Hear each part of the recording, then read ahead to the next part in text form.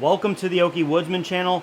Let's talk batteries, the negatives on them, and a recent experience I had. You're not going to want to miss this. If you're new here, my name is Joe, and we are glad to have you.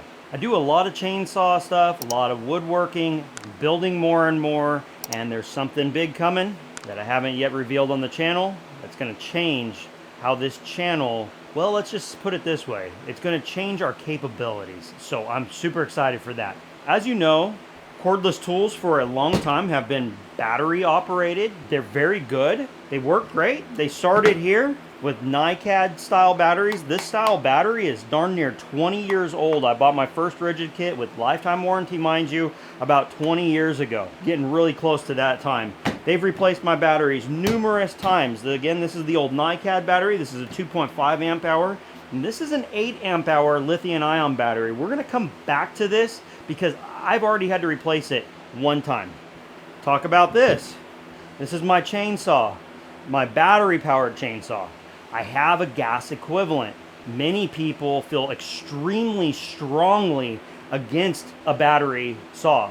And they say over and over and over again, it's not gonna last, it's not gonna last. Some people argue performance, but the biggest argument really is more about the longevity of the tool.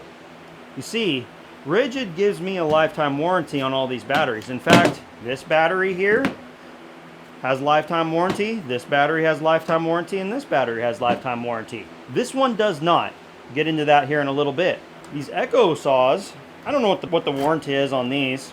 We'll have the box. Let's see what it says. Maybe all of you can help me out here, but for consumer warranty, it says it's 5 years. Now, I don't know what the battery warranty is.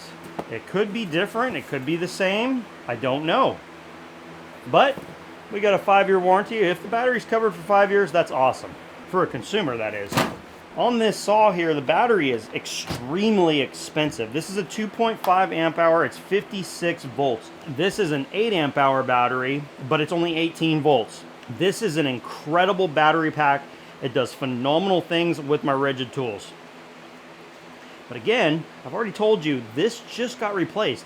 I have not even completely depleted this battery after its first charge because it's so new.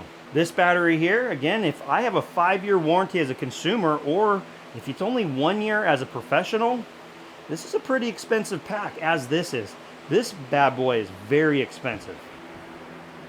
We're gonna talk generations of battery. This is NiCad, or it could be nickel metal hydride. I don't know what this one is. It's likely nickel metal hydride, hydrate or whatever. Lithium ion, lithium ion, lithium ion, lithium ion. This is an older style battery. This is the first generation of lithium ion batteries that I had. In fact, they've been replaced because they failed. Rigid took care of that at zero cost to me. So I'm on probably my 3rd set of these. This battery here has never been replaced. It's over 5 years old. I think the performance is still phenomenal. This is a 4 amp hour lithium ion battery. Has good capacity, relatively good power, but this is an older style of cell. Still using it. I will do the warranty when these fail because I like this battery. You can see things have changed with time. This is a newer style battery here. You'll look in here, I don't know if you can see in the battery tray here, but when you click these levers, this battery actually pushed itself off of the tool.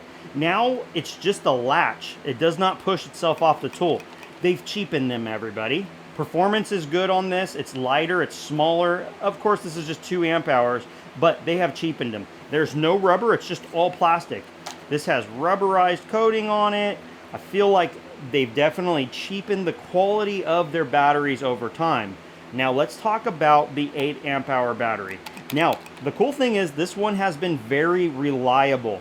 Very reliable. This one so far has, with one exception. And I'll talk about that here on the tools in just a moment. The newest generation, and we've got the 4 amp hour. This used to be the top of the line battery at the time. I've already said a couple times that this battery has failed. This is my 2nd battery, and it failed in about a year. If you had to buy this battery, I believe they are close to $200. Okay? Rigid took care of this. All of Rigid's stuff has a lifetime warranty now. Even their batteries. A long time ago, batteries didn't come with a lifetime warranty unless it came with the toolkit.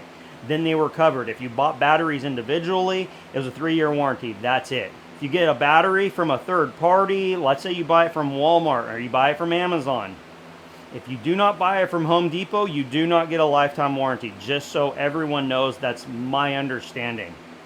This battery here, I received as a promotion. I do not get a lifetime warranty. And that's where this is disturbing. See, I thought that this battery here, you know, has lasted over 5 years. Performance is excellent. I thought, man, they've got the technology licked. Everything's good now, right? Well, this battery I come out the other day, it was on the charger, and when I pressed the button, if I recall correctly, it just blinked. Would output 0 power, wouldn't do anything on the charger.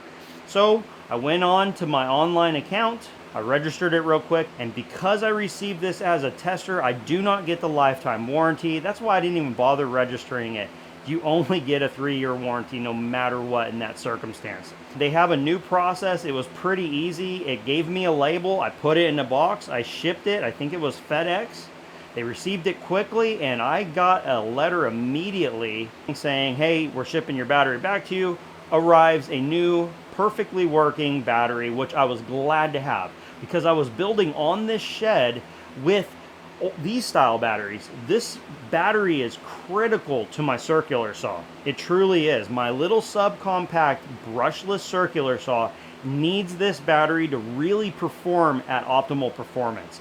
It's not just about capacity. This max output is very critical.